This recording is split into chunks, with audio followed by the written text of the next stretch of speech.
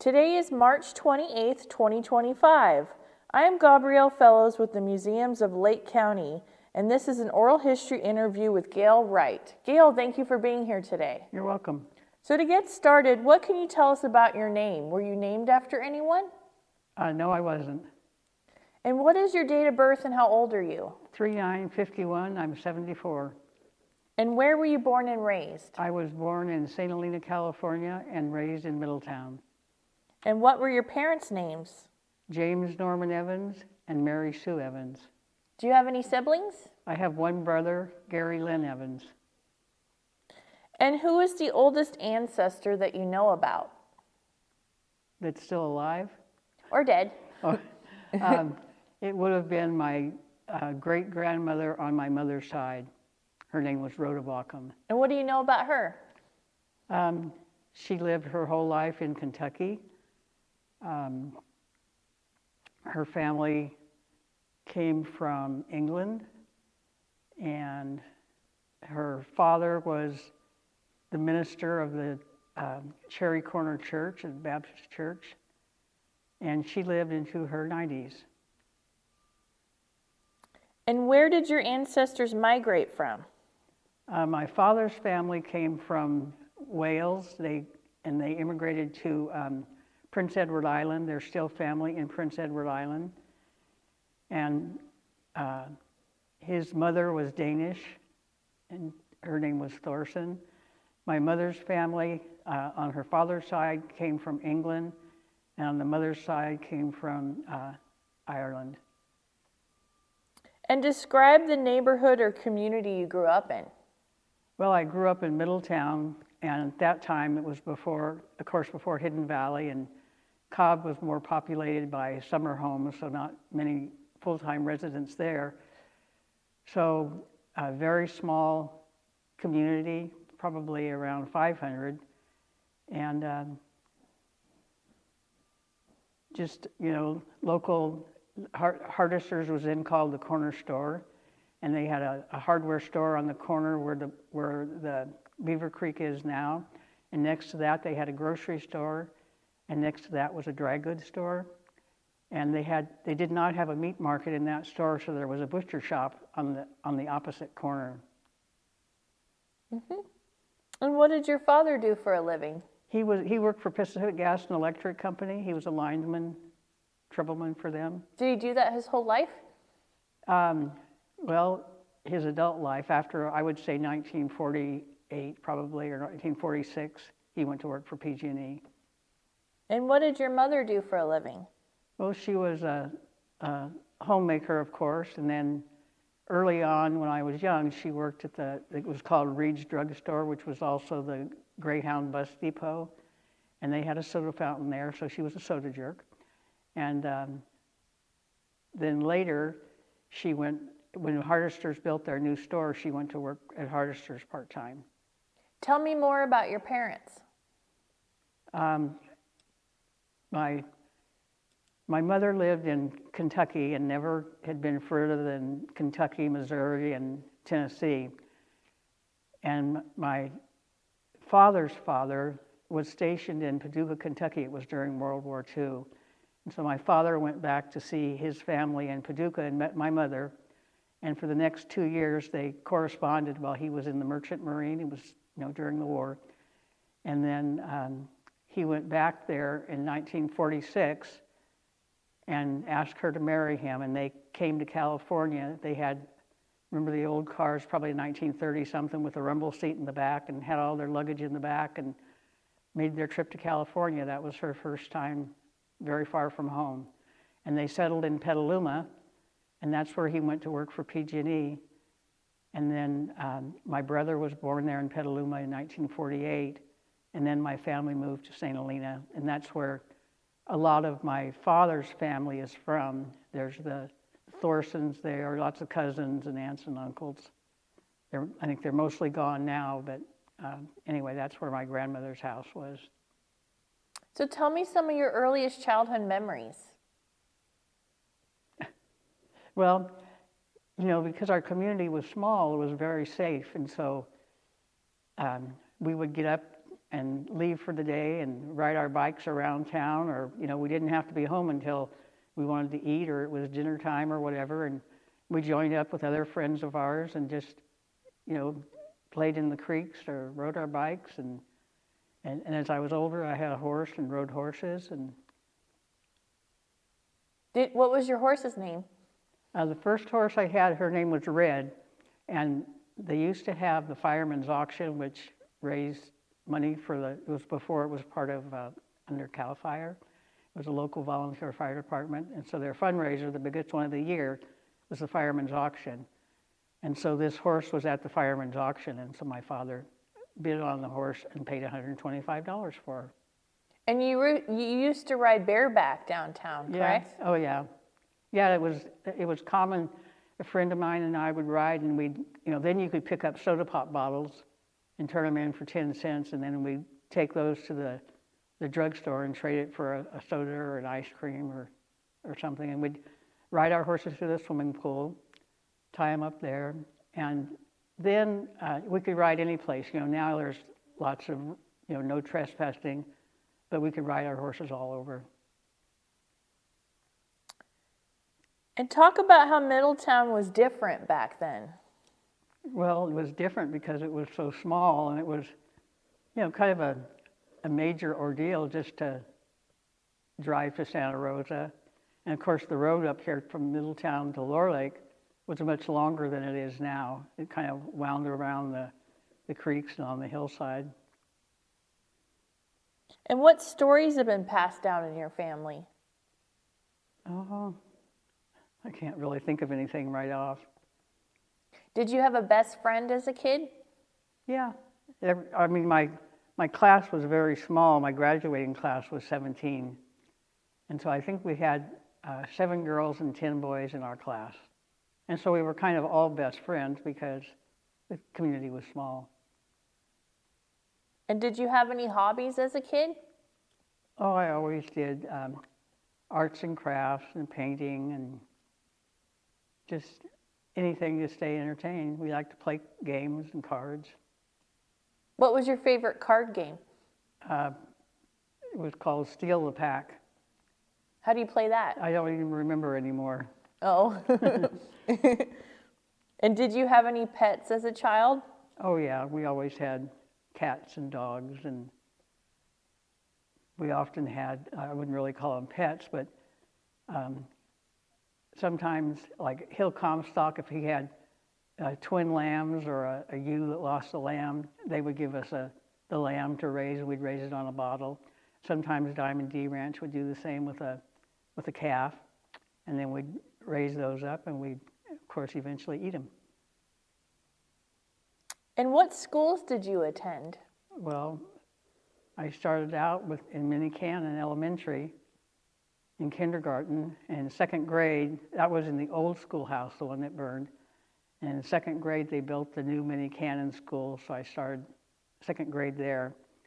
And then there really wasn't a middle school. I graduated from 8th grade and went into high school, Middletown High School. And what was the population of Middletown at that time?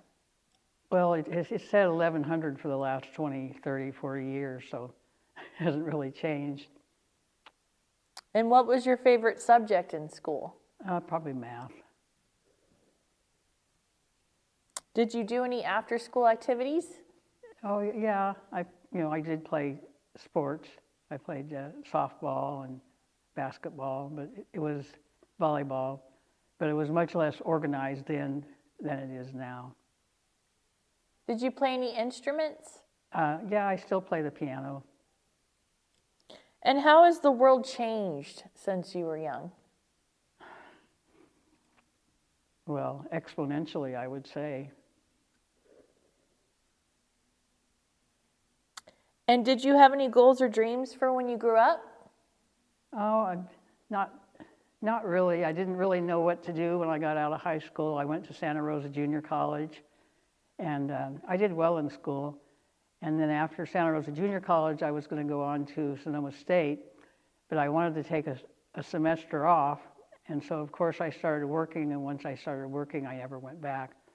But I've taken lots of online courses and classes through both Woodland and Mendocino County. And what jobs have you had in your life? Well, one of my earliest jobs was at Hoburg's Resort, and they had dude horses there, where people could come and rent a horse and ride, and we would take them out on a trail.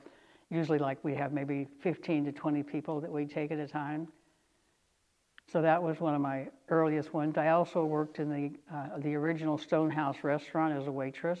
That was probably my first job when I was 16. I think I made 40 cents an hour there. And then after that, I worked some as a cocktail waitress. I worked for Inns Arabians. I worked for a figure salon, and which now would be called a gym. And then after I got married, which was 1976, we lived on the SRS ranch, and there we managed that ranch, and so we had, cattle that we were responsible for, and walnuts, and growing hay, that kind of thing. And then I went to work part-time at Hardester's in Middletown, and that eventually led me to a full-time position there I worked there over 40 years, and I had a management position there. What was your favorite part about working at Hardester's? Just being able to help people find the things they need. I worked in the hardware department, so, just really trying to be supportive of the community. Did you have a favorite coworker? No. And what will you take with you from working there? I think just, love of the community, support of the community. And who was your favorite boss and why?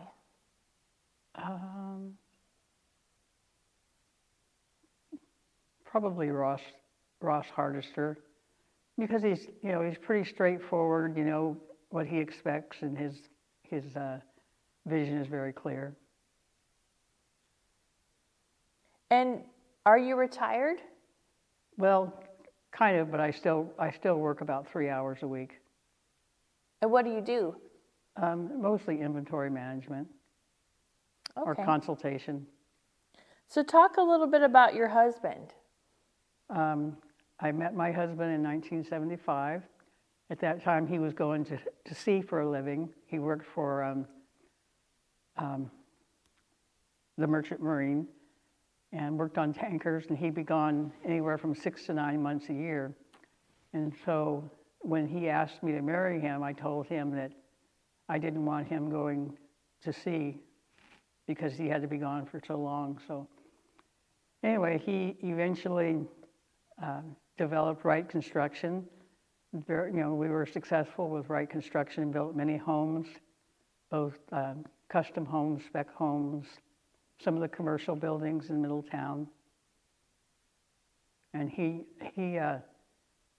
kind of retired from that after the Valley Fire, and since then he's done construction management for both Gwinnett Ranch, and now he does construction management for Harbor Hot Springs for their rebuild.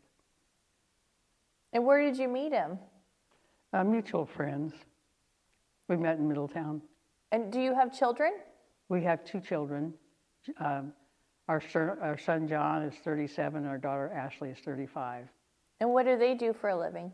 Our son works for Point Lakeview, and our daughter has developmental disabilities, and she is part of the People Services Program.